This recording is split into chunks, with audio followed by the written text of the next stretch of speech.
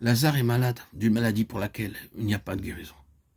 Nous ne savons pas combien de docteurs il y avait à Béthanie ou à Jérusalem qui n'étaient éloignés que de quelques kilomètres, mais nous pouvons être certains qu'il se trouvait des docteurs dans la contrée et que les sœurs avaient pu en appeler un ou moins durant ces 4 jours. Mais qu'elle l'ait fait ou non, les docteurs avaient été impuissants. Lazare devait mourir dans le plan de Dieu. Il était atteint d'une maladie pour laquelle il n'y avait pas de guérison possible. Et Jésus lui-même, qui avait ressuscité à plus d'une reprise les morts, n'interviendra pas dans ce cas. Il refuse positivement d'empêcher la mort en ce qui concerne Lazare. Il nous a simplement dit que lorsque Jésus entendit parler de la maladie de Lazare, il resta où il se trouvait pendant 4 jours.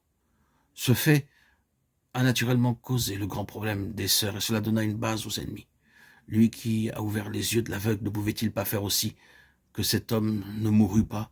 Jean 11, 37. Oui, les sœurs peuvent ne pas comprendre et les ennemis peuvent juger. Jésus ne sera ébranlé par rien de sorte qu'il laisse Lazare mourir. Est-ce une situation désespérée? Que dira donc Jésus à cet égard? Lorsqu'il reçut le message des sœurs, il répondit: cette maladie n'est pas la mort, mais elle est pour la gloire de Dieu, afin que le Fils de Dieu soit glorifié par elle. Jean 11, verset 4. Cette maladie n'est pas la mort, et cependant il permet que Lazare meure. Il veut dire évidemment cette maladie n'est pas la mort pour l'éternité.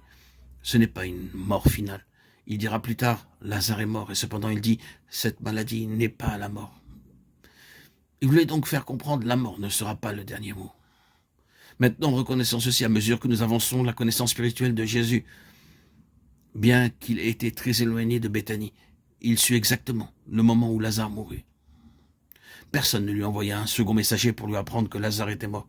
Il dit à ses disciples, Lazare, notre ami, s'est endormi. Verset 11. Ils répondirent, s'il dort, il sera guéri. Et Jésus leur dit alors ouvertement, Lazare est mort. Versets 12 et 14. Jésus connut dans son esprit que Lazare était mort.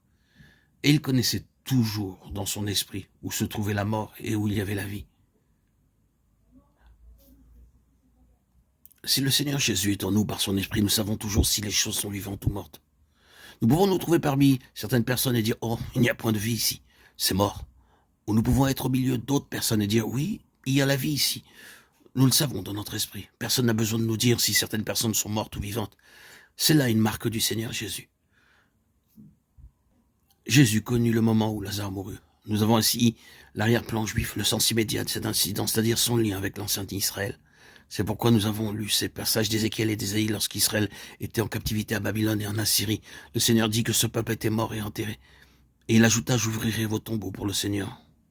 Les Israélites étaient dans leurs tombeaux. Ésaïe dit ensuite qu'un reste reviendra et ce reste fut le peuple qui sortit du tombeau de la Syrie et de Babylone. Ainsi parle le Seigneur l'Éternel. Je vais ouvrir vos tombeaux, je vous ferai remonter hors de vos tombeaux, ô mon peuple, et je vous ramènerai dans le pays d'Israël. Vous saurez que je suis l'Éternel quand j'ouvrirai vos tombeaux et que je vous ferai remonter hors de vos tombeaux, ô mon peuple. Ézéchiel 37, 12, 13. En ce jour-là, le Seigneur étendra encore une fois la main pour racheter le reste de son peuple, tous ceux qui auront échappé à la Syrie, à l'Égypte, à Patros, à Cus, à Élam, à Sinar, à Hamath et aux îles de la mer. Ésaïe 11, 11. Avons-nous remarqué que dans Romains, Paul reprend cette pensée pour la reporter dans le Nouveau Testament. Il cite les paroles d'Ésaïe en ce qui concerne un reste. Et il dit que de l'ancien Israël enseveli sortira un reste qui sera ressuscité par le Seigneur. Ce reste sera incorporé dans le nouvel Israël céleste. Et comme Ésaïe l'a prédit, si le Seigneur des armées ne nous eût laissé un germe de notre race, nous serions devenus comme Sodome, nous aurions été semblables à Gomorrhe. Romains 9, 27, 27. Quand le nombre des enfants d'Israël serait comme le sable de la mer, un reste seulement sera sauvé, car le Seigneur accomplira pleinement et promptement sa parole sur la terre. Et c'est la raison pour laquelle cette histoire de Lazare se trouve directement dans le cadre juif. Nous remarquons que délibérément Jésus revient dans cette contrée hostile des Juifs. C'est là que, à plusieurs reprises, ils avaient voulu le lapider. Mais il dit à ses disciples, retournons en Judée. Et ils lui répondirent, Seigneur, tout récemment encore, ils ont essayé de te lapider, là. Pourquoi y retourner? Mais il ne veut pas accepter leur argument. Il retourne délibérément dans la contrée hostile qui lui était si durement opposée. Pourquoi fait-il cela? L'histoire de Lazare est la réponse. La mort et la résurrection de Lazare sont là, en contraste avec cette situation. C'est précisément au sein du vieil Israël rejeté, mort et enterré qu'il va ressusciter un nouvel Israël. On aurait pu penser que, alors que le Seigneur désirait commencer son œuvre nouvelle, il se serait dirigé dans un autre pays. Il aurait pu dire, Je ne puis rien faire, ni à Jérusalem, ni en Palestine. Alors, allons en Inde ou en Chine, et recommençons tout à nouveau. Mais il retourna délibérément en Judée et dit, dans ce lieu de mort, j'établirai la résurrection. Le jour de la Pentecôte est merveilleux pour ce fait seul. S'il eut un jour une situation impossible, ce fut à Jérusalem en ce jour-là. L'ancien Israël avait été rejeté par Dieu et était mort à ses yeux. Il était enseveli. Et ce fut là que Dieu fit paraître par la nouvelle naissance, sa nouvelle Jérusalem. C'est le cadre et la signification immédiate de cet incident.